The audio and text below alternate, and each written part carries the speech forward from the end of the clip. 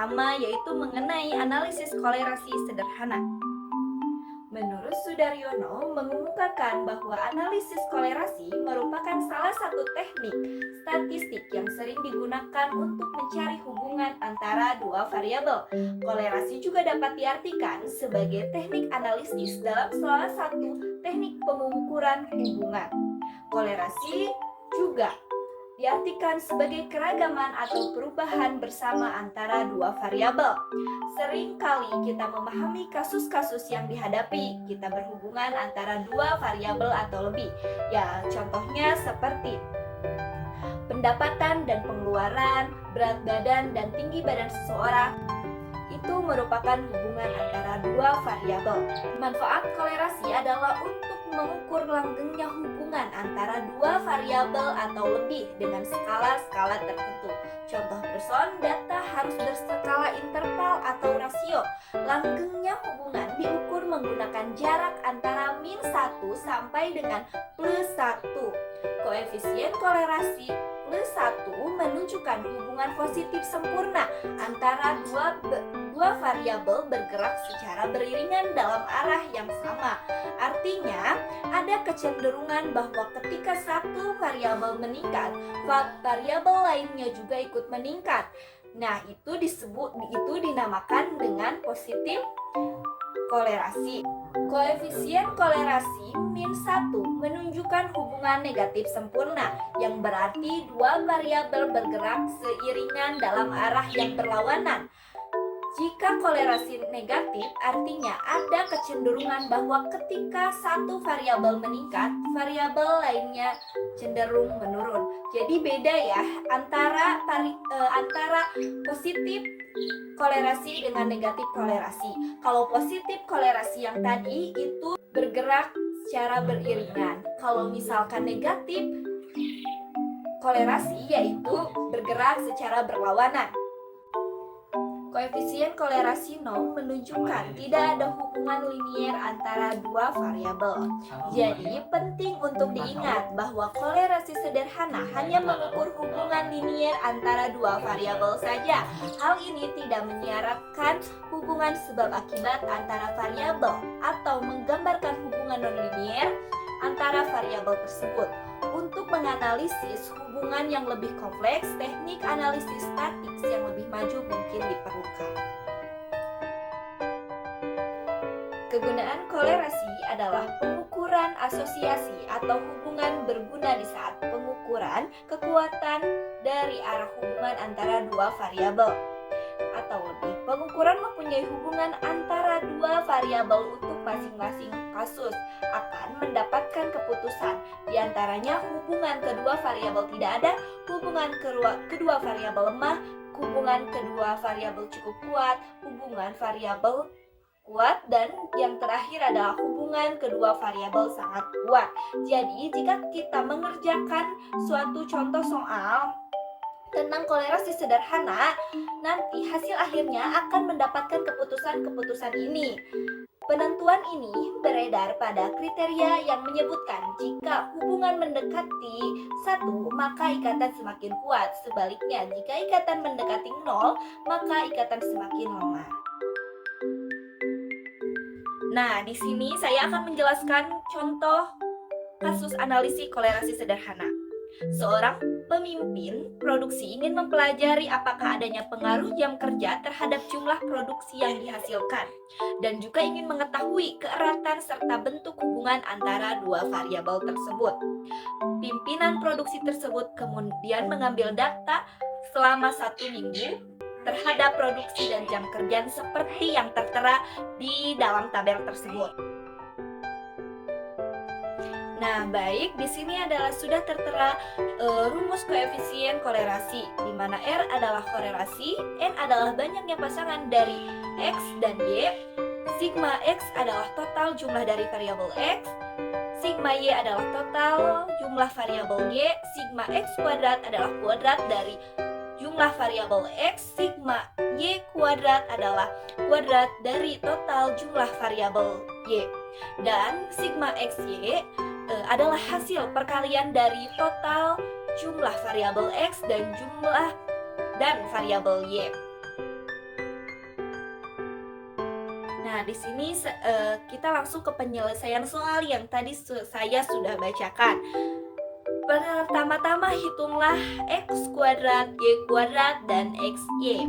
Nah, di sini juga produksi kita ibaratkan sebagai x dan jam kerja kita ibaratkan sebagai y. Yang pertama, kita langsung mencari x kuadrat. Cara mencari x kuadrat ini hanya dikalikan saja. Kan produksi sudah kita ibaratkan sebagai x nih. Jadi 1 dikali 1 jadi hasilnya 1. 5 dikali 5 jadi hasilnya 25. 4 dikali 4 hasilnya 16. 2 dikali 2 hasilnya 4. 3 dikali 3 hasilnya 9.